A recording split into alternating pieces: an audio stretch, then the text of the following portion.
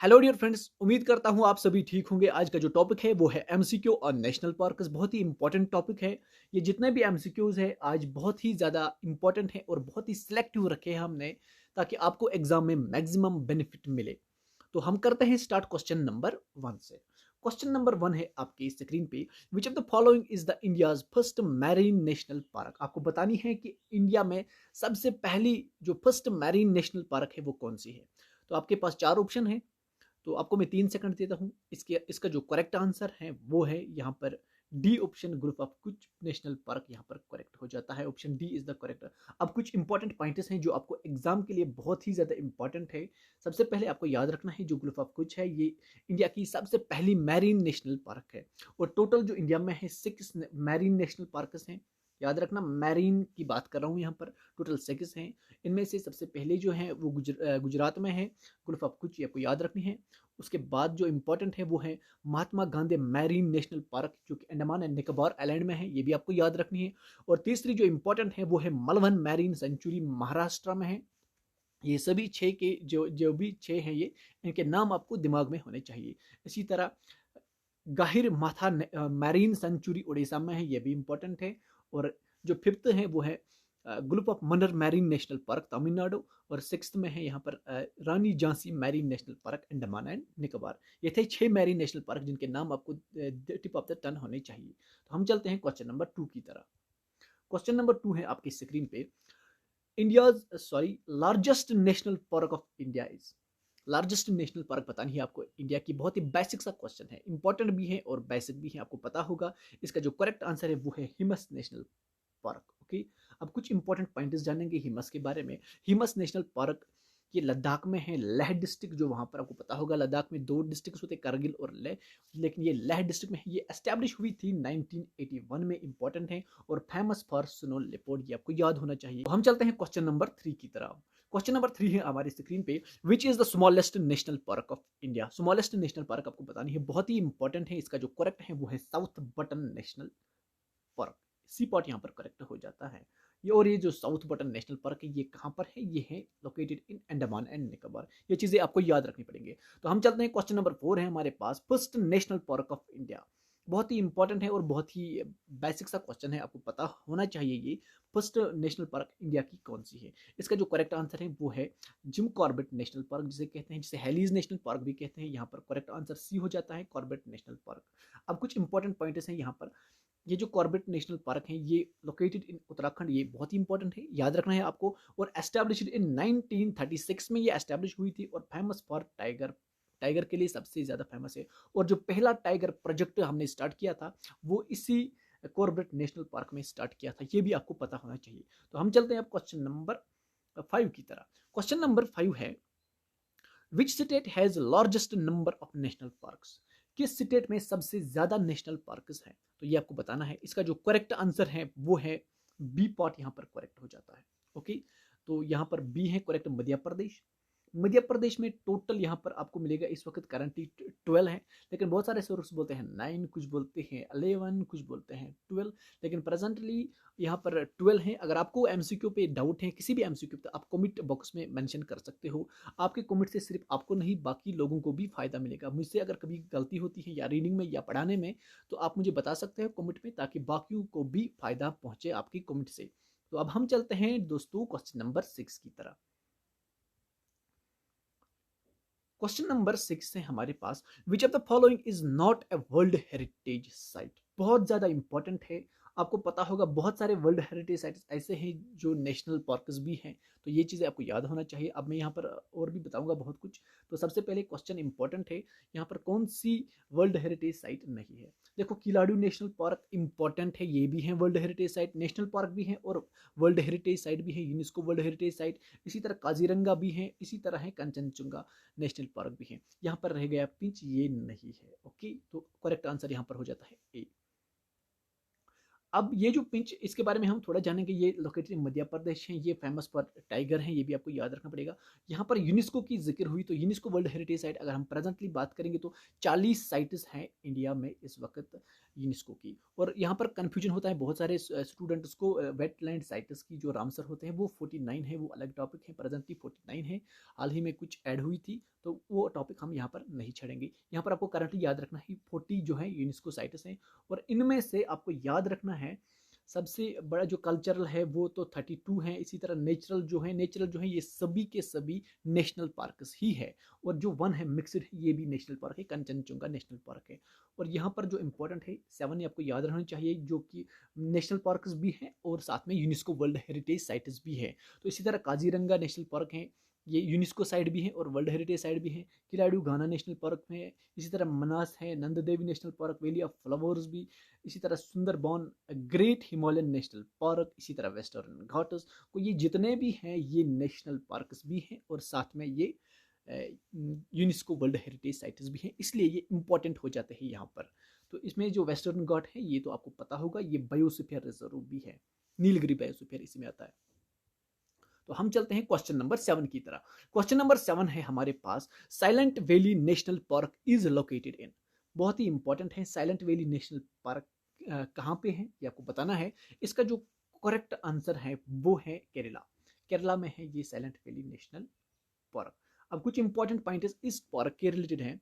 Located in Kerala पता ही है, it is heart of Nilgiri biosphere reserve, बहुत ही इंपॉर्टेंट है। फेमस फॉर लॉइन टेल्ड मैकस, क्यों है कुछ कोई जानवर है यहाँ पर, ये आपको देख लेना पड़ेगा। इसका जो इमेज है वो देख लीजिए नेट पे ताकि आपको ये याद रहे। तो हम चलते हैं क्वेश्चन नंबर 8 की तरह। क्वेश्चन नंबर 8 है हमारे पास, how many biosphere reserves are in India. आपको बताना है, बहुत ही इंपॉर्टेंट है, बायोस्फीयर रिजर्व्स कितने हमारे पास हैं।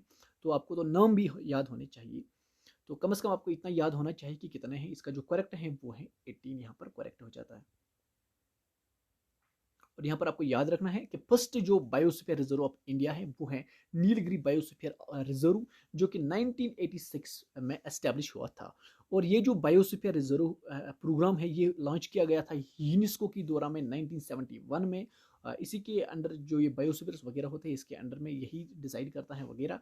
तो आपको याद रखना है शॉर्ट में कि ये जो बायोस्फीयर रिजर्व हुए थे, जो लॉन्च हुए थे, ये हुए थे यूनेस्को की द्वारा under programme map man and biosphere reserve programme, ये आपको याद होने चाहिए। तो हम चलते हैं क्वेश्चन नंबर 9 की तरह।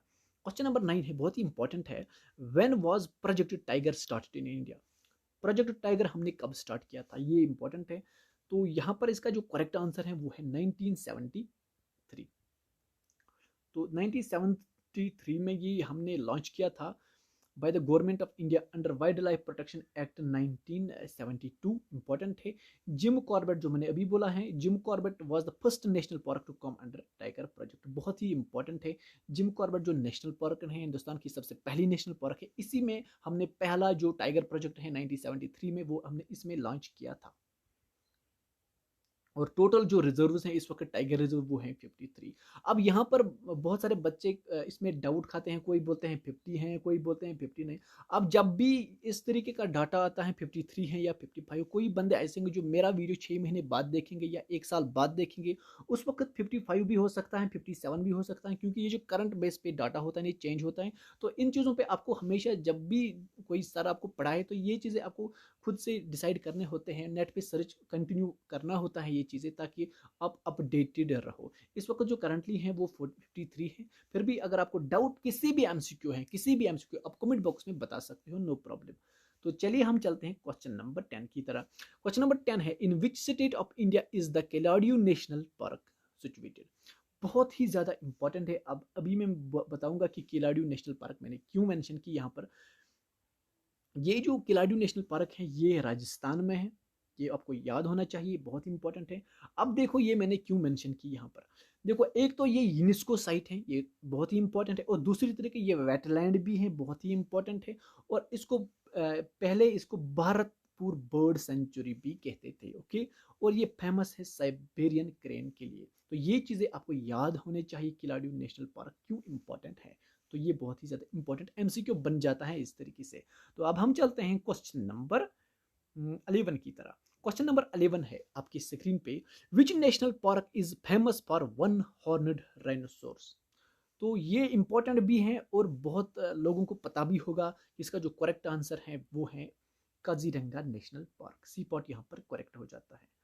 अब काजीरंगा नेशनल पार्क है, ये भी एक वर्ल्ड हेरिटेज साइट है, इंपॉर्टेंट है और लोकेटेड इन, ये तो पता है, आसाम में है। और इसमें जो रिवर है बहुत ही ज़्यादा इंपॉर्टेंट है, Brahmaputra river flows through it, ये आपको पता होना चाहिए, बहुत ही ज़्यादा इंपॉर्टेंट एमसीक्यू बन जाता है।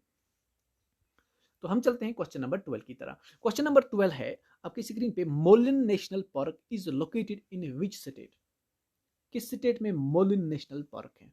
तो इसका जो करेक्ट आंसर है वो है यहाँ पर गोवा बन जाते हैं, गोवा में है मोलिन नेशनल पार्क। तो अब हम एक नेक्स्ट एमसीक्यू करेंगे, बहुत ही इंपॉर्टेंट है। Black buck national park is situated in, black buck national park किस स्टेट में है, आपको बताना है। 3 सेकंड में देता हूँ, मैं जो भी एमसीक्यू करूंगा मैं आपको थोड़ा थोड़ा आप पॉज कीजिए, ताकि अगर मैं बोलते जाऊंगा तो वीडियो बड़ा हो जाएगा, आप भी फिर तंग आते हो। तो मेन मकसद यही है कि आप थोड़ा सा पॉज करके वीडियो को आराम से देख ली, फिर आप रिज्यूम करके आप आराम से देख सकते हो अपनी तरीके से। तो ब्लैक बक आपको बताना है, ब्लैक बक नेशनल पार्क कहाँ पे है। इसका जो करेक्ट आंसर है वो है गुजरात, गुजरात में है ब्लैक बक नेशनल पार्क।